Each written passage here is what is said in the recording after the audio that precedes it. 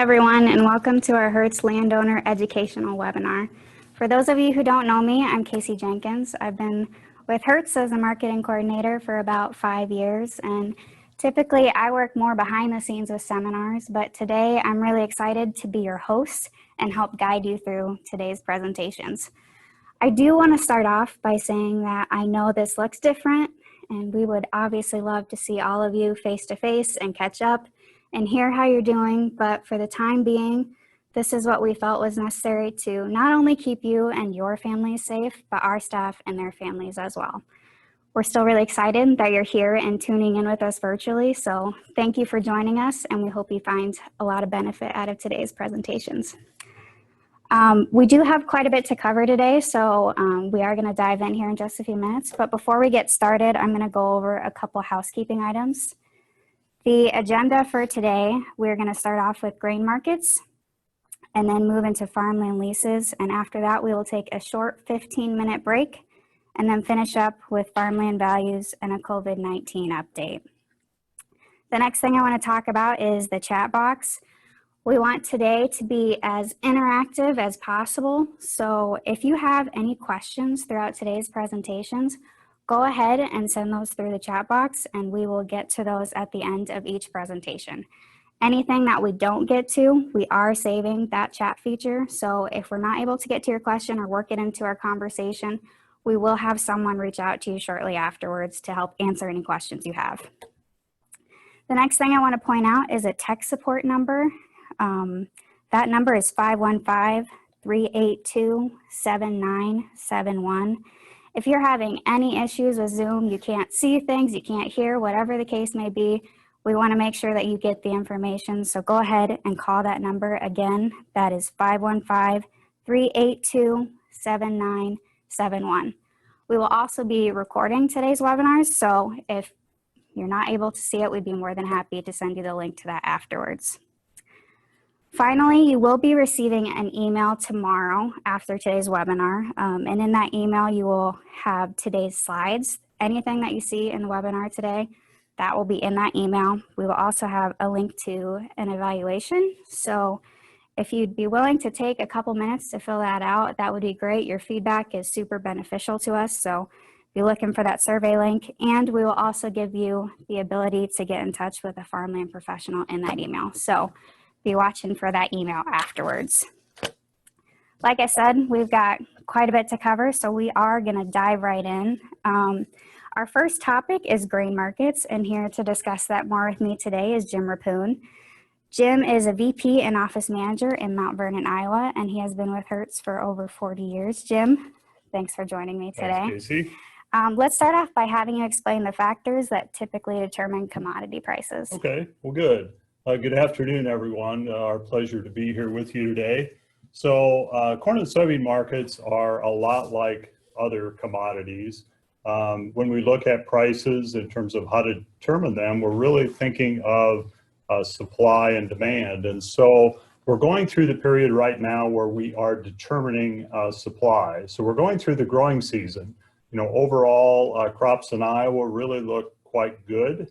We're seeing excellent yields in some areas, other areas, there's some dry parts of the state as well, but other areas are also seeing some well above average, and so we expect good yields here in Iowa as well as the balance of the Midwest. But then as we look at the demand side, you know, the major components as we look specifically at corn would be three primary components of corn demand, and those would be ethanol, feed, and then exports. And that makes up a vast majority of the overall demand that we have.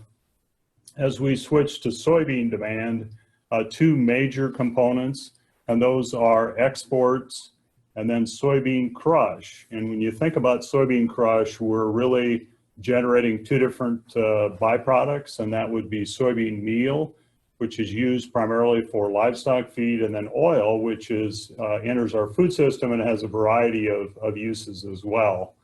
And so once we compute, you know, the total supply less the overall estimated demand, we have what we refer to as an ending stocks. And so we're going to focus on that a little bit as we go through some of these presentations. And ending stocks really determine price. And so obviously as the ending stocks are lower, we look at much higher prices. As we see higher ending stocks, that's going to translate to lower prices. You know, the good news in agriculture is that we have monthly updates from USDA. And so that really keeps us updated in terms of not only how production is going, but what demand looks like as well, and gives us some price forecasting ability. So with that said, I think we would like to talk a little bit about some of primarily the demand issues that we're going to talk about today, because we've really had several challenges. And I think initially, as we go back about 24 months, you remember the trade war that began with China. And then we've also had clearly some other challenges as well in terms of trade. We have pulled out of the Trans-Pacific Partnership. We also had a trade agreement that was commonly referred to as NAFTA that was being renegotiated, and all those issues have been addressed to varying degrees over the past 24 months.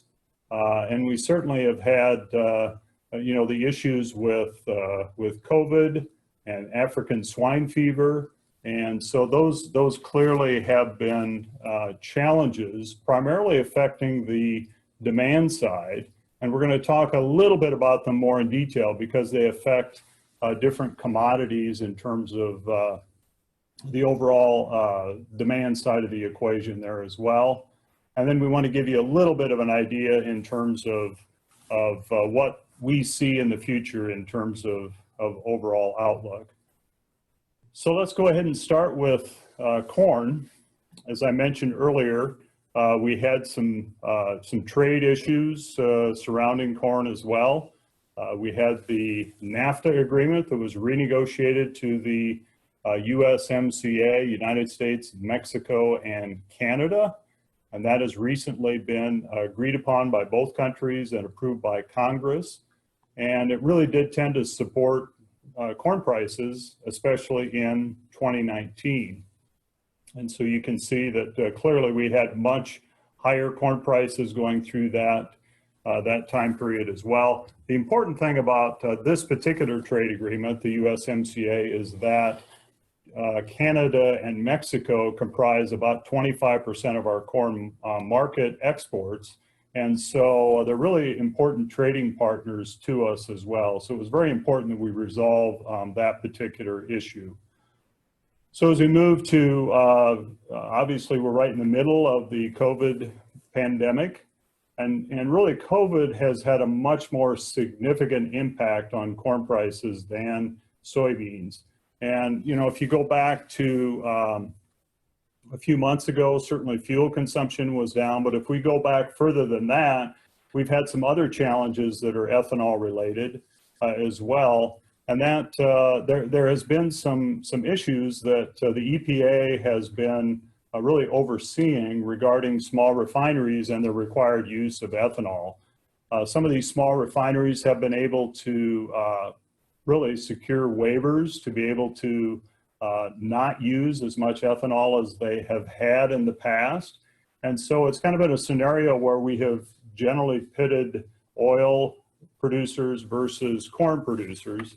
And so we've kind of gone back and forth on that a little bit, but the real big impact to corn has been really a reduction of ethanol usage. And since about 2016, we have reduced overall corn usage by about 1.5 billion bushels.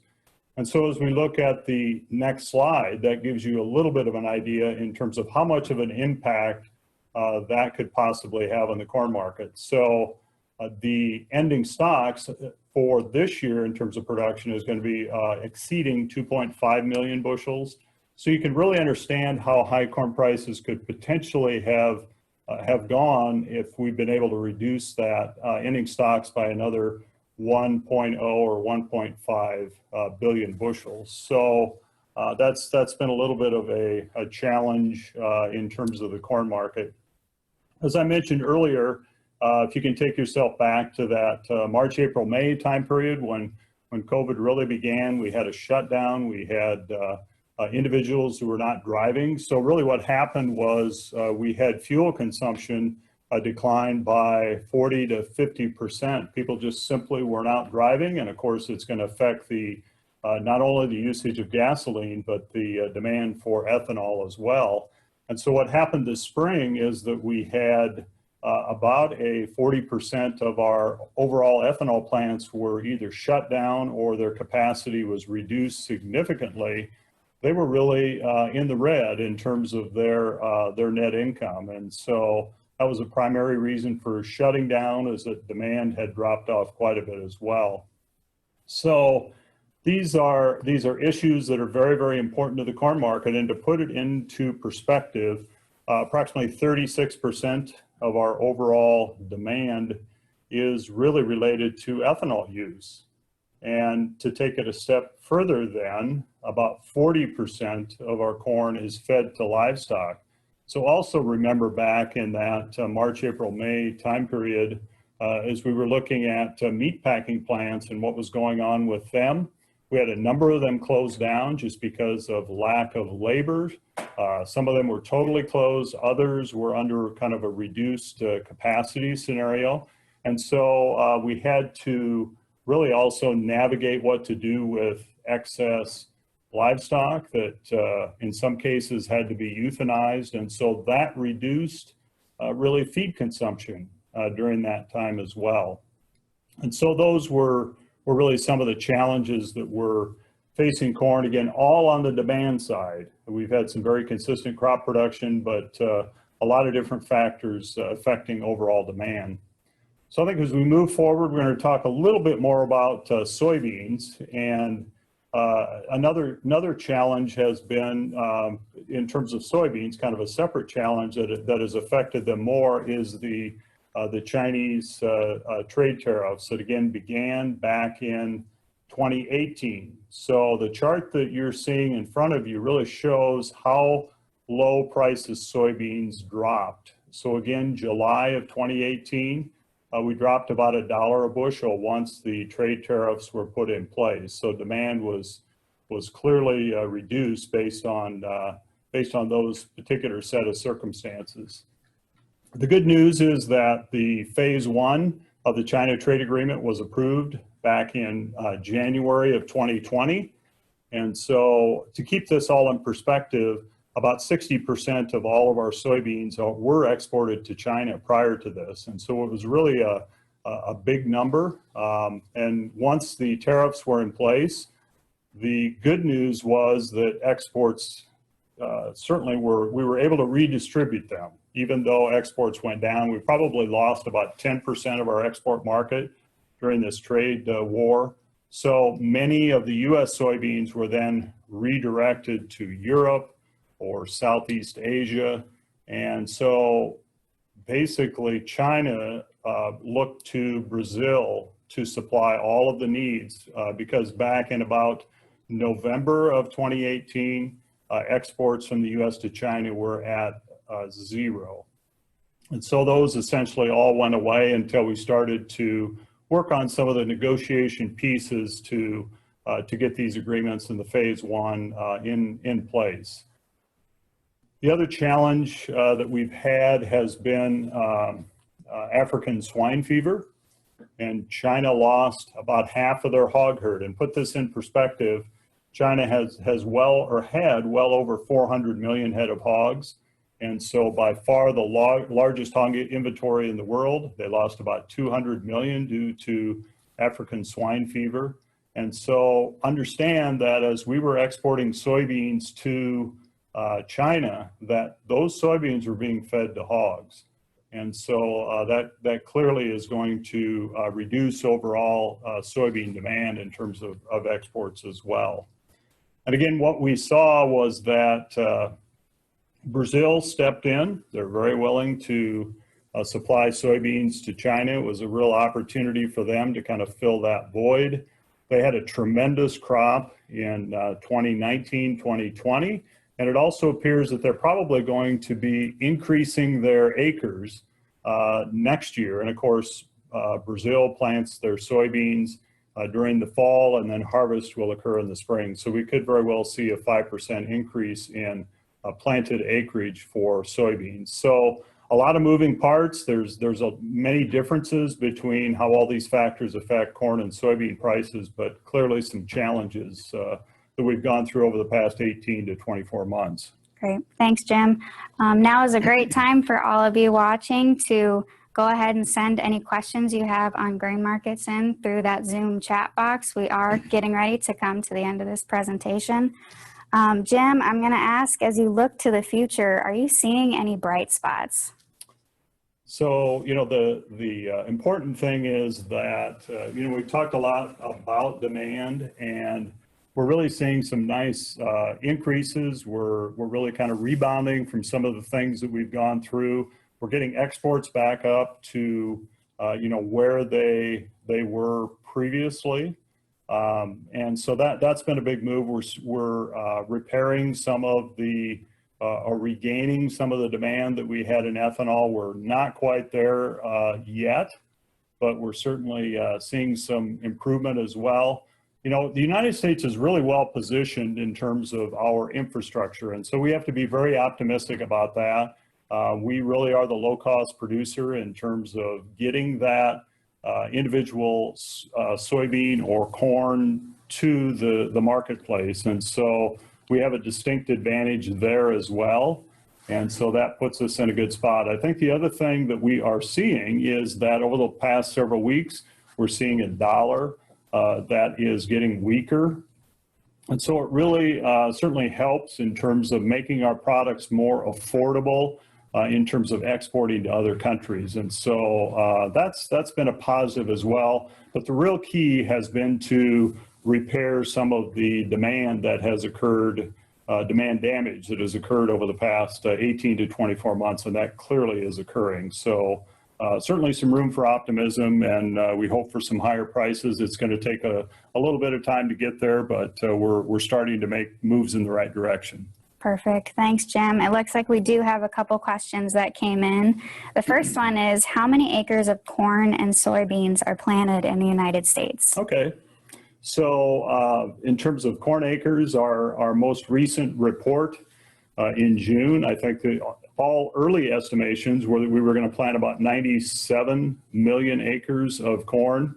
That was adjusted down to about 92 million acres, which was a real boost to corn prices. That's kind of helped a little bit here lately. Soybean prices stayed fairly flat. We're about 83 million acres of soybeans.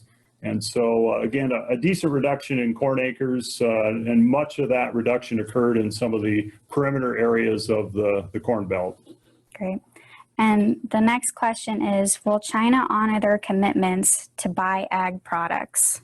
And that's a question, Casey, that I think a lot of people have at the moment. The phase one agreement, they really have really ramped up their purchases over the past week, not only in soybeans, but we're seeing some corn purchases as well. So I think all indications are that we're going to see a lot higher demand on the phase one side, but they have definitely stated that they're going to close down negotiations until after the election. So we'll have to stay tuned in terms of what happens with phase two, but it really is a potentially, obviously, a huge market. One of the things that they're also doing that kind of fits in with this is that China lost about half of their hog herd. And so what they're doing right now is building more and more hog facilities, and these tend to be confinement facilities. In the past, about half of their hogs are raised in confinement, half in backyard operations. And the African swine fever was much more devastating in the backyard operations versus the confinement facilities. So they're clearly ramping up to increase production in more of a high-tech confinement nature. And so I think overall that really bodes well for demand for soybeans as well as corn. I think there's a lot more optimism that we could see more corn export activity to China as well in the future. Great. And the next question is, when is ending stocks determined? Is that ongoing or a certain month of the year? Okay, good. So the marketing year is basically September 1. And so that's kind of a logical time because shortly after that harvest then begins. And so that's typically the marketing year is September 1 to September 1. And that's when the ending stocks then are calculated, just in terms of timing. Great. Looks like we've got one more question. This person says, so obviously prices have fluctuated. How do you incorporate the pricing into management decisions? Okay.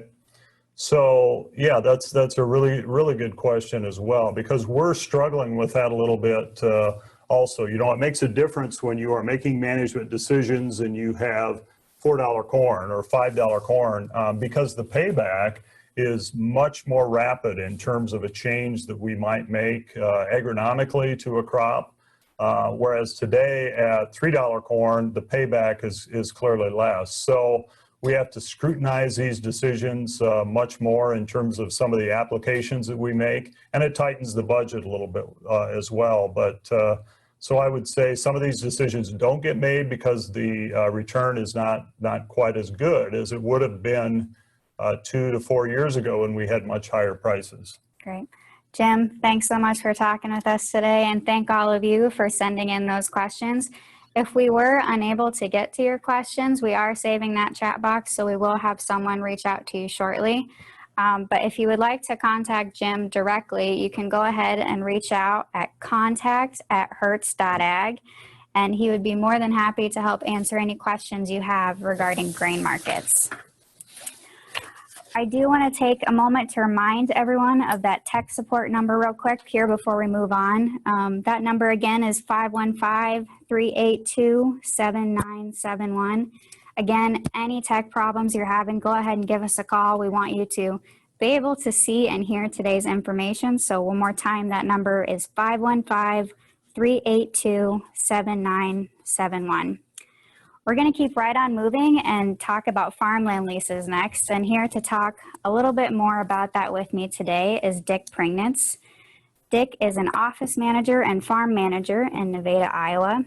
He has been with Hertz for 35 years and works primarily in farm management, but also gets involved in real estate sales. Thanks for joining me, Dick. Happy you're here. Thanks, Casey. It's my pleasure to be here today. So we just heard from Jim and learned about some of the things that are impacting commodity prices, and I'm going to flip this question on you a little bit. How have grain markets impacted leases? That's a great question, Casey, and Jim did just cover the grain markets, and he noted that corn prices have dropped about 50 cents per bushel from a year ago, and so that's a significant decline. Soybean prices, on the other hand, are actually higher than they were a year ago, but down from where they were in 2018 when the trade war with China began.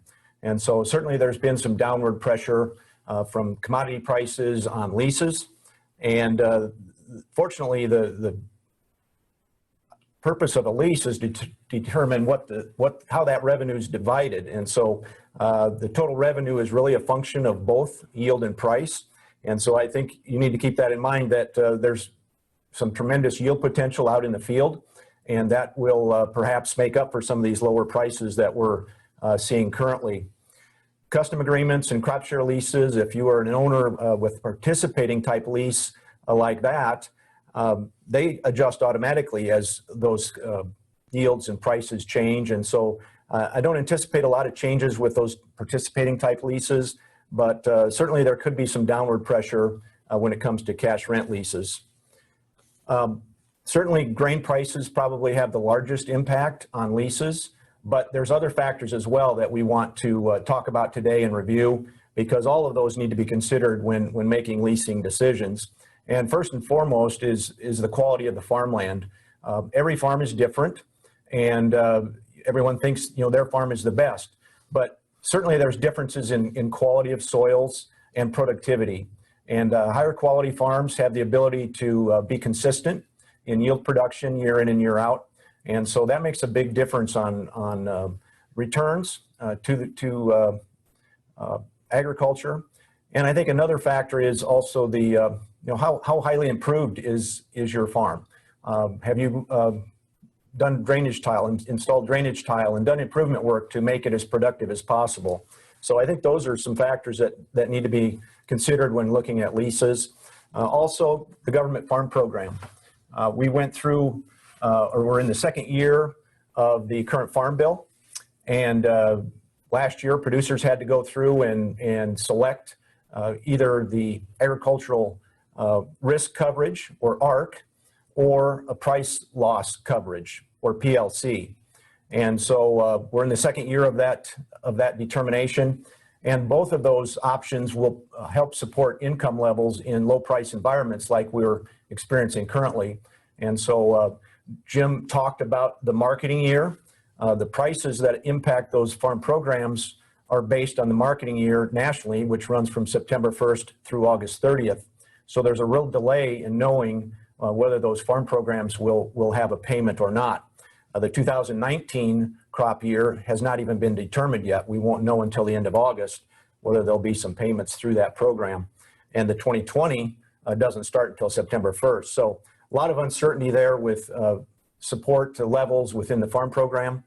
Also, there's disaster payments. Back in May, USDA announced the CFAP, or Coronavirus Food Assistance Program. And that program provided some assistance to farmers to help cover the price loss that occurred earlier this year when the coronavirus started to impact our country. And so basically that payment amounts to 50%, or it pays on 50% of the 2019 production, or whatever the remaining inventory was for that producer as of January 15th of this year. 80% of that payment has been issued already or shortly after application, and the remaining 20% will be made later in the year. So that certainly is another factor that impacts leasing. The multi-peril crop insurance policy is a revenue-based policy as well, and the revenue guarantee is determined in the spring based on the market price and then the APH for that farm. And so there is a potential for a revenue claim under multi-peril crop insurance with the lower prices that we're experiencing currently. That won't be known until later in the year as well. Location of a property makes a difference in rental or income generation. If a farm is located close to the river, Mississippi River, for instance, there's better pricing opportunities there, or perhaps around a processor market in the Cedar Rapids area, or perhaps Des Moines. Even ethanol plants provide some better basis opportunities than local country elevators. So the location of the farm makes a difference. There may be livestock influence near your farm where there's a lot of competition for that farm for applying manure or just trying to grow their operation. Some other items that impact revenue are specialty crops, seed corn production contracts or seed bean contracts, as well as perhaps non-GMO contracts. So there's a number of different specialty type contracts that can impact total revenue. And I think lastly is the amount of competition that's in an area for leasing land. Most farmers don't want to lose a farm, don't want to give up a farm, and yet others want to try to grow their operation. And so they are rather aggressive trying to pick up land. And so that certainly has a bearing on rental situations out in the country. So in summary, there's a lot of different factors that impact leases. Certainly commodity prices are one of them, but I think you need to take all of those into consideration as we discuss leases. Great. And like you said, Dick, there's a lot of factors coming into play here, and especially with COVID-19, people are getting antsy, looking to the future. So is now a good time to negotiate next year's lease? Well, that's another great question, Casey, because we're approaching the time period when we typically are looking at lease terms for the 2021 season. And we feel like there will likely be a better time to address those lease negotiations. And there's a lot of things that are unknown currently with the fact that we're in the middle of the growing season. There's tremendous yield potential out there in the country if we continue to get rain and moderate temperatures here over the next 60 days. And so we think we need to wait until some of those factors are known a little better. Certainly corn prices are lower, but as I mentioned earlier, revenues determined by both yield and price. The government payments that I discussed earlier, again, we don't know what those payments will amount to for the 2019 crop or the 2020 crop. And so we think it would pay to wait and see how that all plays out.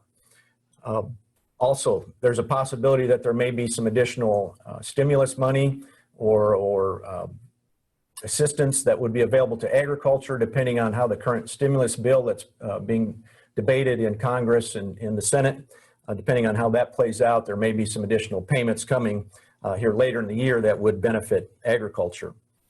I mentioned the multi-peril crop insurance policy. Again, that's an unknown as to whether there'll be price support or some revenue support through the insurance policy.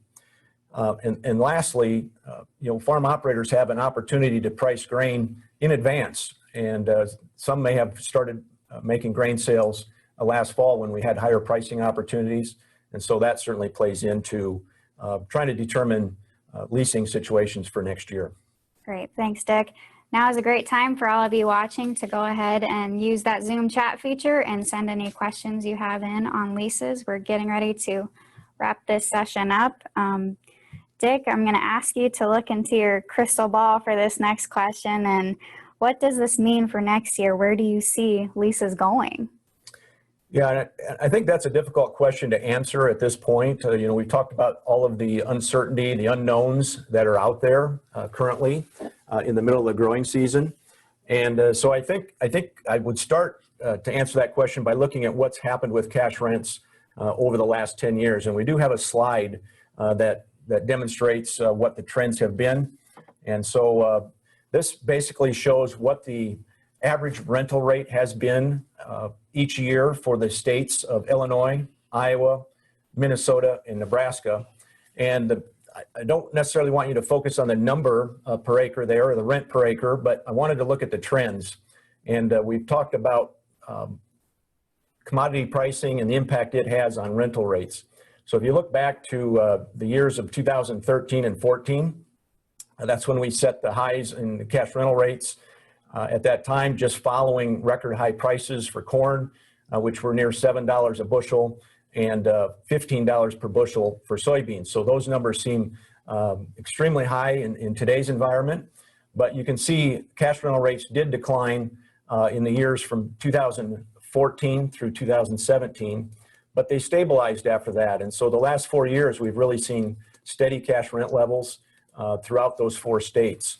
And I think, if we take another leg down in revenue as we go into the 2021 crop year, I think certainly there's potential for some additional pressure on cash rental rates. Basically, the rent in most cases is determined by a percentage of the revenue. So if you can calculate what the total revenue is, Casey, let's go ahead and switch back to off of that slide. And so basically the revenue, if you look at total revenue, most times rent is either 30% to 40% of the total revenue package. So let's say revenue this year is around $700 per acre. 30% of that would be about $210 per acre. At the 40% level, that would be up to $280 per acre. So that's not significantly different than the range that we've seen in recent years. So there may be potential for some higher yields that will make up for some of those lower commodity prices. And I guess my recommendation would be patient until some of this uncertainty clears up, but be prepared to start those conversations for the 2021 lease discussions. And with that, I do want to talk about lease termination dates. We've got a slide that shows what the lease termination dates are here in the Midwest. So Iowa, our deadline is September 1st for lease termination. Illinois is November 1st. And the others listed there on the slide, you can see 3 months prior to the end of the lease in Indiana and Minnesota. So as we approach this time period, I would suggest being prepared to have conversations with your farm operator. And if cash rents do adjust lower, which could happen, there's always other alternatives for leasing, participating type leases such as crop share or custom arrangements adjust automatically as those economics change, and maybe an opportunity to consider that lease if you're not happy with the opportunities through cash rent leases. Great. Well, Dick, it looks like we've got a couple questions. The first one is, if part of your farm is going into CRP this fall, what is a fair way to handle and reimburse an existing crop share farmer if he will be overseeing that management? Well, what we typically do in a situation where a tenant is working with CRP, they may need to do some seeding or mowing, and we typically treat that as a custom arrangement where we pay a rate for mowing or seeding or spraying, whatever that tillage pass may need to be. So we treat it as a custom arrangement. If you wanted to pay them a bonus for the time spent doing that, you could do that as well. Great. And is the tenant typically responsible for making revenue claims and or participating in COVID-related benefits? Could you repeat that, please? Yes. Is the tenant typically responsible for making revenue claims and or participating in COVID-related benefits? Yeah, so basically in regards to the COVID-related benefits, which would be similar to the CFAP application that came out earlier this year, basically each producer is responsible for submitting that application, and it's only available for landowners that are in participating type leases. So either a crop share arrangement or a custom arrangement, then that owner would qualify for those benefits because it's based on who is sharing in the risk in the production. A cash rent landowner would not qualify for those benefits. Great. Looks like we've got time for a couple more questions. How much weight should yield have on lease negotiations? How much weight should yield have on lease negotiations? Well, again, I think it comes down to total revenue. There are flex cash rent leases that have factors that may adjust the flex in that lease based on yield. There may be some that flex just based on price. And the reality is we're looking at total revenue. And so there may be a low price year like this year where we have phenomenal yields that helps to make up for some of that lower income from the price. And so it's really difficult to do a flex lease just on one of those two factors. I think you have to keep both in mind. Great. And despite current and future economic uncertainty, still best to do cash leases 1 year at a time? Yes, good question. We are of the belief that it's extremely hard to negotiate a fair cash rent, a lease arrangement for multiple years. It's just like this year where there's a lot of uncertainty out there during the growing season, and to try to predict out 2 or 3 years from now what the income might look like would be extremely difficult. It's hard enough doing it 12 months in advance, so we would certainly recommend continuing with a 1 year lease term. Great. Dick, thanks so much for talking with us today. And again, if we did not get to your questions, we are recording that chat feature and we will have someone reach out to you shortly after. Next, we have a short break scheduled, so we're going to take about 10 to 15 minutes, and now's a great time to refill your coffee cups, and we'll be back here shortly.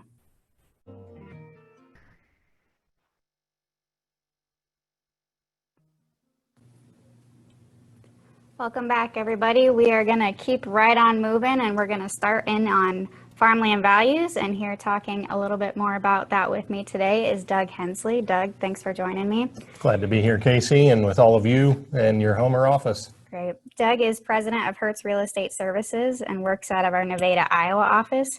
He started with Hertz in June of 2017 and moved to Nevada from Illinois, where he had been involved in his own real estate business before joining HFM. So Doug, I'm going to start off, and obviously these last few months have been pretty crazy and a lot has happened and our way of life has been pretty disruptive. What's happened over the last 6 months that's impacted land values? Yeah, what an interesting year we've had, Casey. It has been unlike any of us have ever experienced before. And as Jim and Dick have shared with you a little bit about, we came into 2020 calendar year with a fair bit of momentum, both in agriculture and in the land market. And part of that had to do with the fact that we had the new NAFTA trade agreement worked out with Canada and Mexico. We had just, we were coming to an agreement on the phase 1 China deal. And boy, we just had some momentum building because there were some areas that didn't have great crops last year, but crop prices were actually stronger coming into 2020 than what we have had for a bit. So again, some momentum that carried us through the first 8 to 10 weeks of the calendar year. And then of course, mid-March hit and COVID became a word that all of us learned. And of course, with the shutdown orders and stay-at-home orders and the business closings, our land market, like everything else in our society, at least temporarily changed. And not only were group gatherings and, from a business and a personal perspective restricted, but what happened in the farmland market is all these restrictions and just the unknowns from COVID caused a fair amount of fear in society and certainly in the farmland market. And as a result, we saw that there were a lot of people that just didn't want to make a lot of decisions of major consequence at that time. So we saw some public auctions that were originally scheduled that were either postponed or outright canceled. We had one sale over in north central Illinois that was scheduled for the last week of March that we postponed because of the uncertainty that was placed in the marketplace, plus the restriction that we had to gather people together. So we always deal with some level of uncertainty in the farmland market, whether it's, what are yields going to be, what are commodity prices going to be, how are interest rates changing. But with what we dealt with here this spring with COVID and the shutdown orders, it multiplied that uncertainty by a pretty large factor compared to anything that we had had before. And so we feel like that's one of the worst things that a seller can do, a seller of farmland that we're representing can do, is in a period of great uncertainty and at some level fear in the buying public, the worst thing they can do is force it. And so we have been really careful over the past 6 months or so, Casey, or 5 months since COVID hit, to make sure that we're doing things in a very thoughtful and careful manner with regard to each of our clients. Fortunately, the months of especially in late March, the months of April and May, typically are the slowest times of year in the farmland sales sector. That's when people are more interested in planting corn and soybeans, or not paying attention to what is selling necessarily, and we just don't see a tremendous volume of farms that sell at that time of year. So not that COVID happened at a good time. It was never a good time for something like that to occur, but because it occurred at the time of year when we had the least volume of sales, if there was a good time for it to happen as it relates to the farmland sales sector, it probably happened at the best time that it could have. It would have been significantly more disruptive to our land market had it occurred, for example, now going into August or September, when we typically see the farmland sales season really ramping up. So over the past 6 months or so, I feel like the farmland market in large part really kept its head about it. Now, there's been some implications from what has happened, and a couple of major implications of what happened this spring. I'm going to show you a chart of one of those here. Sales volume across the marketplace really cratered, and what we're going to show you here is a chart that shows the number of sales in the state of Iowa on a month-to-month basis, both in 2019 as well as in 2020. And you can see sales volume significantly dipped across the early months of 2020 compared to 2019.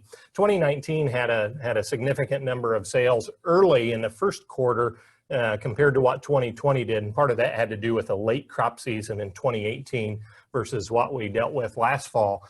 We were able to get a lot of sales in the third and fourth quarter of 2019 compared to the year before, but even in spite of that, we saw sales really drop. And keep in mind, this is in Iowa. In other states, they had significantly tighter restrictions on being able to have sales. So even in a state that didn't completely lock down, we saw sales volume drop. As a result of that, the few farms that did sell so far over the first 6 months of 2020. We actually saw continued interest in buying farms from people who were comfortable moving forward with the purchase. And because of that, anytime you have this supply and demand situation where we just didn't have a huge inventory of supply, but we still had a fair number of people who were interested in buying farms, prices have actually have held pretty steady for those few farms that have sold. A couple of other major implications here in the first 6 months of the year is that sale methods have adjusted. What has been typical here in the Midwest is that we conduct a lot of public auctions, we handle a lot of private brokerage transactions, and occasionally we'll have a sealed bid sale or some unique hybrid type of sale, depending on the circumstances of the farm or the clients that we're working for. Because of the limitations on being able to be in larger group gatherings, obviously public auctions went away. There was an adjustment over to either private brokerage listings or in some cases going to online auctions, which on a widespread basis is a fairly new phenomenon in the farmland market. And we've also seen some of those hybrid type of sales like we talked about, sealed bid sales and some of those different sales becoming a little more common. And people have adjusted. And I think people are continuing to adjust, just dependent upon their comfort level and being around others and so forth. But that's another implication.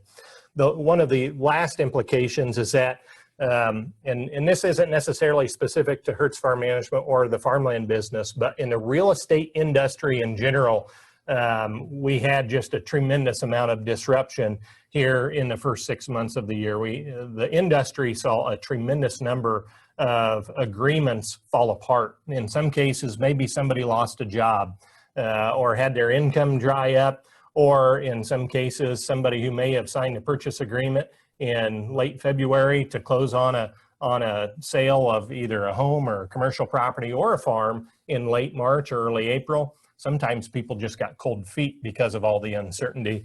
And so that was something that had major implications in the real estate industry. We've never had a situation that's been so disruptive like this, at least in our lifetime.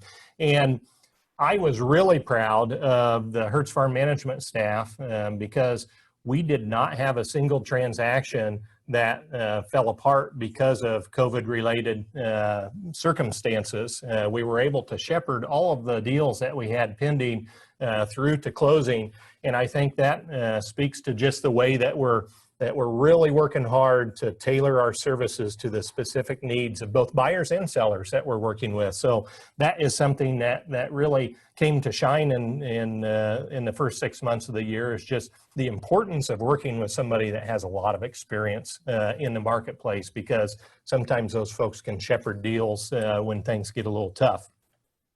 Now, as June approached this year, of course, we were getting into the growing season, and we started to see some signs of activity again because restrictions in all of our markets started to lift. We were not still normal, but the market started to more fully function again, which was important. And I think all of you at home should know that we have handled here in late May through here in the month of July a surprising number of sales volume during the summer months. Some of those sales may have been coming off of what was postponed, and people felt comfortable once we kind of got our legs under us in this market.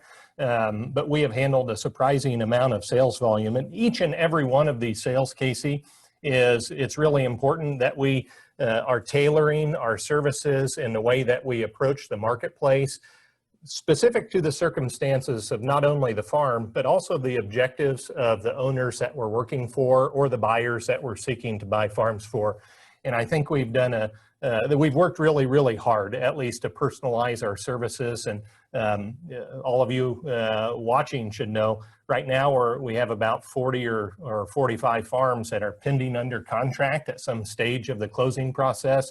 So business is still happening, and that's an important thing to know. Great. Well, Doug, you've kind of segued into my next question nicely. You've talked a little bit about the past, but now let's talk about more what's happening in the market today. Yeah. Again, beginning in June, when things across the Midwest really started to open more fully, I feel like the farmland market started to function completely again. We may not have had the same exact volume as to what we have come to experience over time, but I think people became a little more accustomed to this is different, but we can work with different. And I think some of the fear that people had abated. And so we were able to do things that that more closely resembled the marketplace without COVID. Having said that, we're still not in the heart of the selling season yet. So there are some things that we don't know for certain. But what we do know is that the farmland market coming into the month of August here as we wrap up July, I think it has pretty stable legs under it. And I'm going to show you a chart here from the Federal Reserve Bank of Chicago, which is going to show the eastern 2/3 of the Corn Belt. This is a chart that some of you who have seen me talk in places before. This is something that I reference regularly. And this is going to show into April where farmland prices were. And you're seeing lots of pluses on this year over year from 19 to 20. And of course, it doesn't yet take into account the full impact of COVID. Because we haven't gotten that data yet. But what we can feel is anecdotally, and I think data-driven wise, that the market has its legs under it. And I'll switch to the next slide that's going to show you the state of Iowa specifically. When we look back, our appraisal department does a really awesome job of keeping us apprised as to what is happening in the farmland market based on data. And we're able to make good decisions from that. And as we look back to January of 2019 versus where we're at towards the end of June here in 2020, look at the line on the graphic. That shows the price per productivity point on a crop acre here in the state of Iowa. And the fact of the matter is that market-wide, when we look at all sales, there's about 1,400 dots on here, and that each one of those dots represents a sale over that time, over the past 18 months. Shoot, we have a really flat market in spite of circumstances that are, in a lot of ways, we've never had anything like this, but boy, this market has just been really stable. And there's some reasons for that: low interest rates, and we don't have a lot of leverage in our farmland market. But here in the summertime, the market today, I would tell you, has pretty stable legs under it, Casey. Great. And now is a great time for all of you watching to go ahead and send any questions you have on land values. We are getting ready to wrap this session up.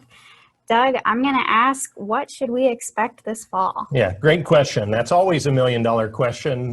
What's my farm worth, and what can I expect for my sale? And I love to answer that question because in a lot of ways, I'll talk big picture with people about, okay, what's happening in the market. That can give us some clues as to where the possibilities for your farm may lie.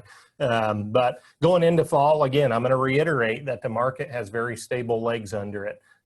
We don't know exactly what's happening in every specific neighborhood. And as you go into the fall, I think that's one thing that I'll encourage everyone to look at is what's happening in your neighborhood as it relates to crop production, because it seems like these areas that have really strong crop production in a year, that sets the tone for whether people are going to climb out of a combine cab with a smile on their face, with a full bin, and feeling pretty good about things, or whether they're in an area that maybe had droughty conditions and maybe things aren't quite as strong and they're not quite as bullish. I think that's going to set the tone for the market is our crop production. Again, I'm going to reiterate the fact that we have a really favorable interest rate environment right now. And I think the farmland market and buyers in the farmland market play the long game really, really well. They don't necessarily make long-term decisions based on what happens in any one year. And so that shows up in the cumulative amount of leverage in our farmland market. Here in the state of Iowa, it's been widely quoted that we have a market where 8 out of every 80% essentially of Iowa farmland is owned debt-free. And when you have a market with that much equity behind it, I think any particular year, even if it's not a perfect year, is not going to throw the market off of its game. And there's still people who are interested in buying farms, and that's the bottom line. And so I think if we have the crop that's going to turn out, we're going to have a strong foundation for the sales season. I'll show you the last chart that I'm going to show you, and this is a crop conditions report. This is a little bit of a telltale for what you can expect going into fall. Look at the last two crop condition ratings for Illinois, Iowa, Minnesota, and Nebraska. Here in the state of Iowa, we've got over the last 2 weeks between 75 and 80% rated good or excellent from a crop production standpoint for corn here in the state of Iowa.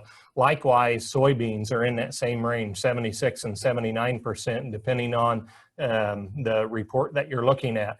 When we have such strong crop prospects, I think that gives you a little bit of a clue as to how people are going to look at sales and purchase opportunities this fall. And I think we're going to have pretty strong crops. So that positions our market as well as it could be positioned given the circumstances, Casey. Great. Well, it looks like we do have a couple questions that came in here. The first one is this a good time to buy given the down markets and price drops? Yeah, I think that depends upon your individual circumstances and where you're going to be buying at.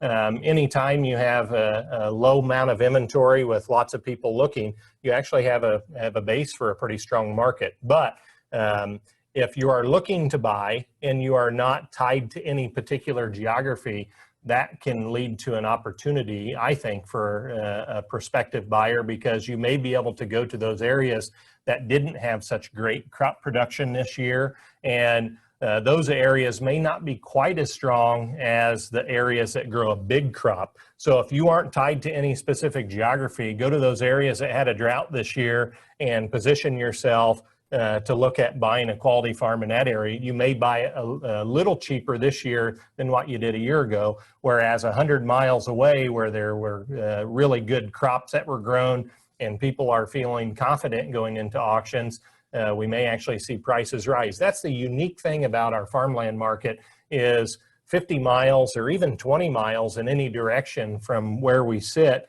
you're in a little bit of a different market because of conditions that are occurring in that specific neighborhood. So yeah, it's always a good time to consider buying a farm, and the details are really going to play into whether it's a good choice to buy in that specific area. Great.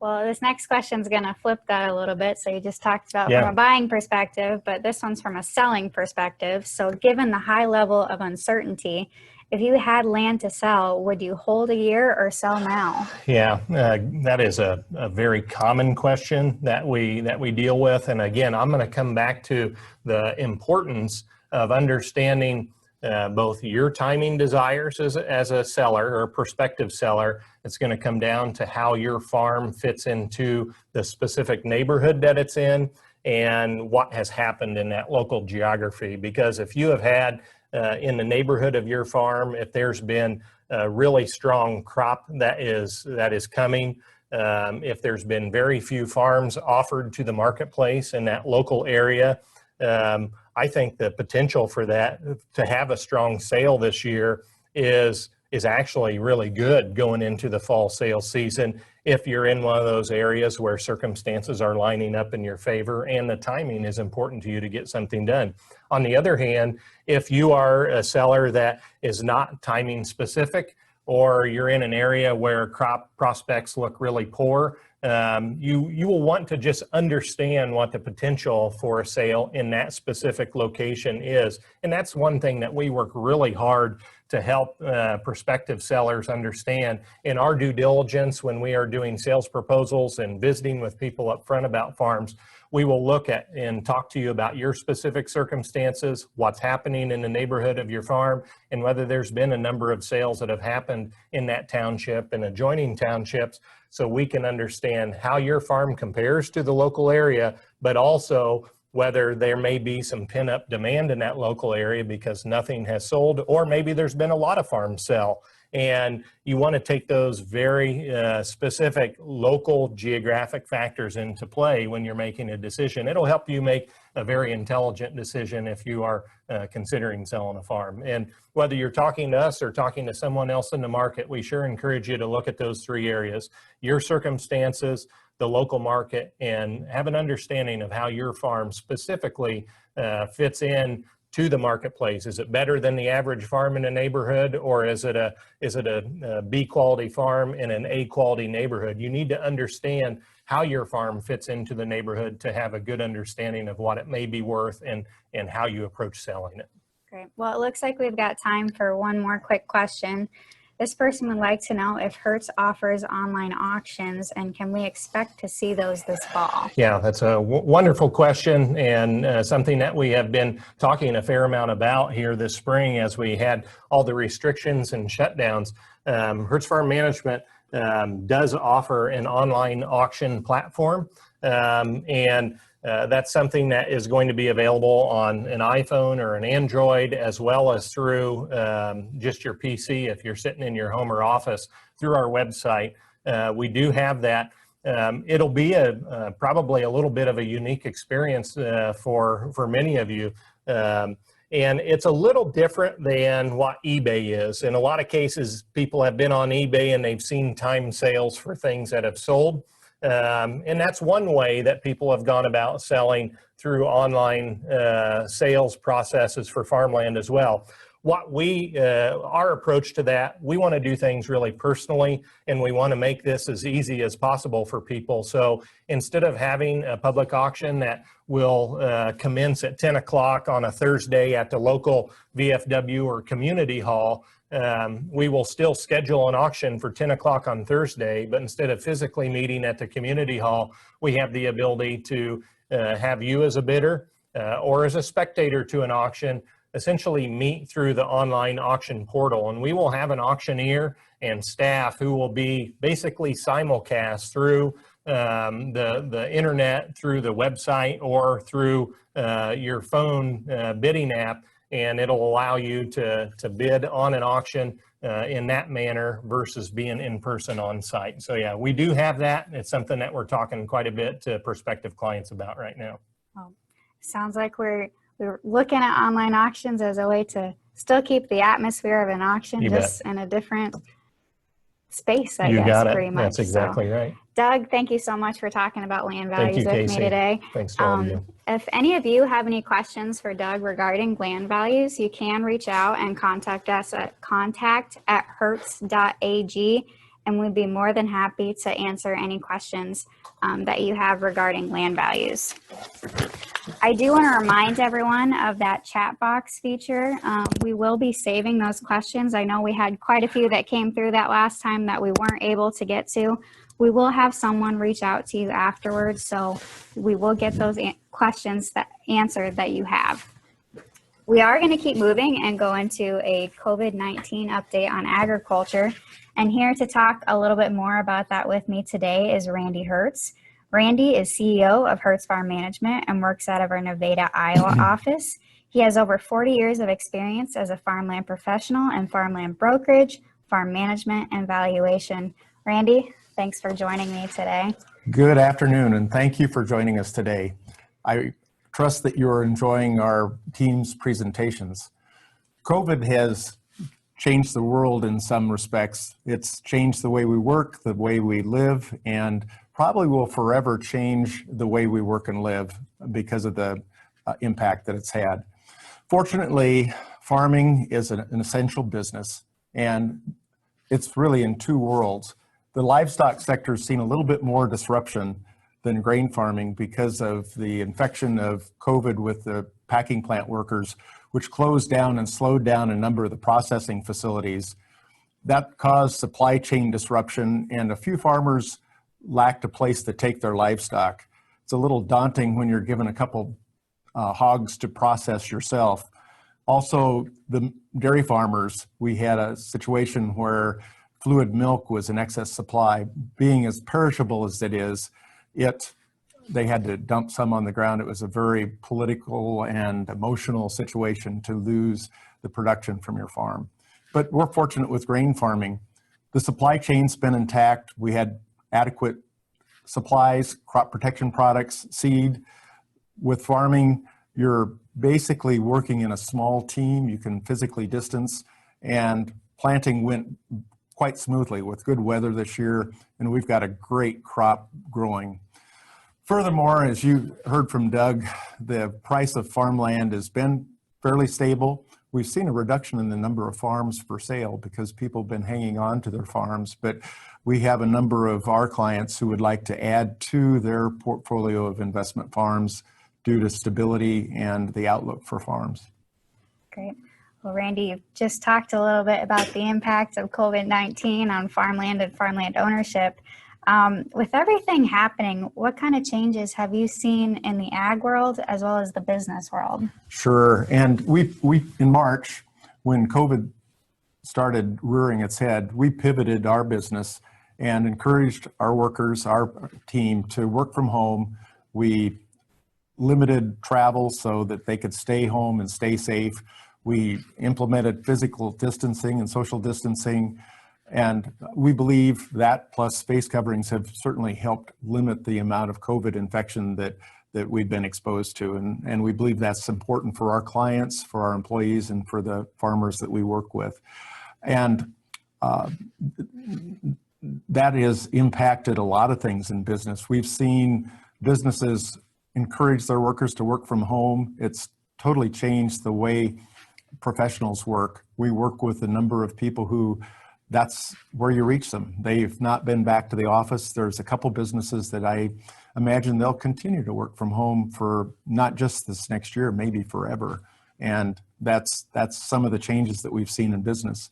In terms of farming, we're lucky to be an essential business. And because of that, they can work physically separate, that everybody needs to eat. And so there's a need for that production, and we've seen less disruption in terms of producing the agricultural products that we do on our farms. Great. And so we've changed the way we work. Our communication has changed quite a bit. How has communication changed to a digital world for not just farming, but with us, with our clients and stuff too? Can you talk a little bit about that? That's a great point. We're virtual today, both for you and for us. And how many of us have been Zooming for the last couple months?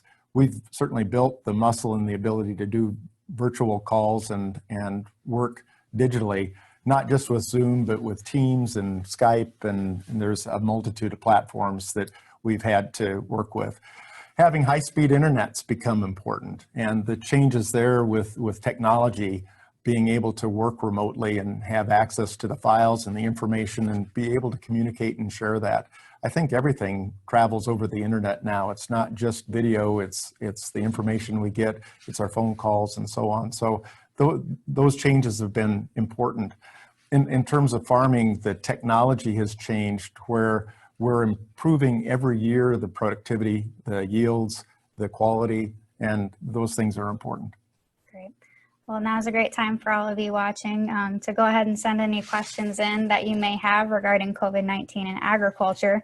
Randy, I'm going to ask you to look into your crystal ball as well, and let's talk about some of the long-term impacts of COVID-19 and what that will mean for the farm economy. Sure, and I think that COVID has changed the way we work and live, of course, and it's changed the rural life too. We've seen a demand for people to move from the urban centers to a more rural lifestyle because they can be more physically separated and be more private and safe with COVID. We're lucky to have the quality of people in the rural areas too. Having quality people, neighbors, and that situation certainly makes it easier to deal with a pandemic and the disruption of COVID. The other things with technology, I don't think we're going to go back. The way that we continually get more information or people are able to work more effectively is certainly going to continue. And that impacts the whole farming situation because we're trying to get more productivity out of every acre, out of every input that we apply. fertilizer utilization, we're trying to optimize that, and that all deals with the change in technology and the things that are available today. Great. Well, it looks like we've got a couple questions here. This person says that they've read some articles about another COVID payment for farmers. Do you know if that will happen? Good question. We've been fortunate to have a couple different COVID programs that have affected farmers. For the general business, it's been the payroll protection program. For farmers, we've had the first COVID payment, and then there is talk about one in the next 2-3 weeks, even a month, and they anticipate that that will be announced shortly. Of course, they keep hanging on and have not formally announced that. So the proof is in the pudding as soon as it is announced. Gotcha. Well, it doesn't look like we have any more questions coming in, but if you think of any later on, feel free to shoot us an email at contact@hertz.ag, or you can call us and we'd be more than happy to help answer any questions you have on COVID-19 and agriculture, especially given this very uncertain time. Randy, thanks so much for joining me today. Thank you. We have come to the end of our webinar. Again, if you have any questions for us to follow up on, we are saving that chat feature, and you can always reach out to us anytime. I want to thank you all again for joining us, and we appreciate you taking the time out of your day to hang out with us virtually. I know this is different, but we do really appreciate you sitting in and sending in your questions. So with that, I'll leave you to it, and we'll see you next time.